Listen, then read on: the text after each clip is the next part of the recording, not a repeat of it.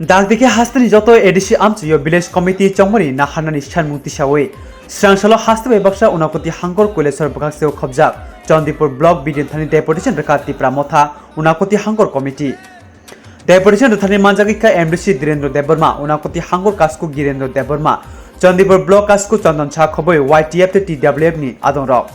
Deputaion ramanti koktombas ngo haste haponi sejawi kawlam narka MDC Direndra Deborma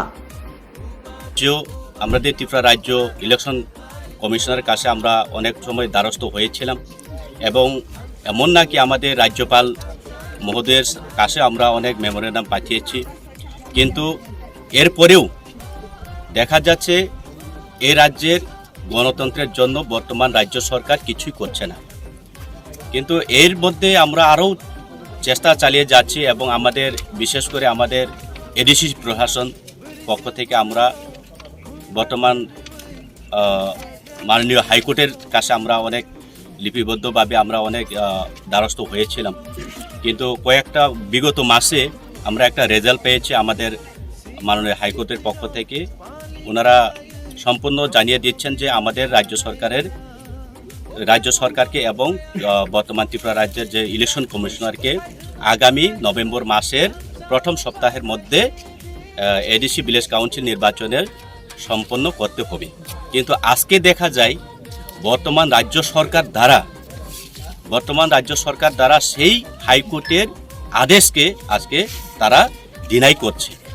তো আমি এখানে আপনাদের কাছে একটা বিষয় তুলে ধরতে চাই ওনারা বলছে আমরা অনেক সময় শুনতে পাই যে গণতন্ত্রের কথা ওনারা অনেক সময় স্বীকার করে আমরা এক ত্রিপুরা শ্রেষ্ঠ ত্রিপুরা বানিয়ে যাব এবং সেটা আমাদের স্বপ্ন সেটা আমাদের বিজেপি পার্টির স্বপ্ন কিন্তু আজকে আমি তাদের উদ্দেশ্যে একটা প্রশ্ন রাখতে চাই আপনাদের মাধ্যমে যদি গণতন্ত্রের দরদি হইয়া থাকে বর্তমান রাজ্য সরকার আর যে 1.5 বছর অতিক্রম হতে চলছে এই রাজ্যে এডিসি অধ্যুষিত এলাকা এখনো আমাদের ভিলেজ কাউন্সিল নির্বাচন হয়নি আমরা এটাও দেখছি যে 2018 বিধানসভার পরে এই রাজ্যে ত্রিস্তর পঞ্চায়েত রয়েছে যেমন নগর পঞ্চায়েত উপনির্বাচন হয়ে গেছে একই সাথে সাথে বিভিন্ন ত্রিস্তর পঞ্চায়েত রয়েছে সম্পূর্ণ হয়ে গেছে নির্বাচন এরপরেও দেখেছি আমরা রাজ্যেতে কয়েকটি বিধানসভাতেও বাই ইলেকশন উপনির্বাচন হয়ে গেছে কিন্তু অজুহাত দেখিয়ে আমাদের এডিসিকে আজকে বঞ্চিত করার চেষ্টা তারা চালিয়ে যাচ্ছে অনেক সময় আমরা দেখতে পাই করোনা প্যান্ডামিক বিভিন্ন অজুহাত দেখিয়ে আজকে আমাদের এডিসির আপাময় জনসাধারণের যে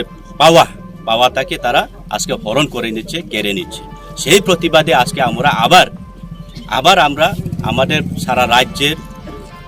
ব্লক ডেভেলপমেন্ট অফিসারের কাছে আমরা তাদের মাধ্যমে আমরা আবার রাজ্য সরকারের কাছে বা আমাদের ইলেকশন কমিশনের কাছে আমরা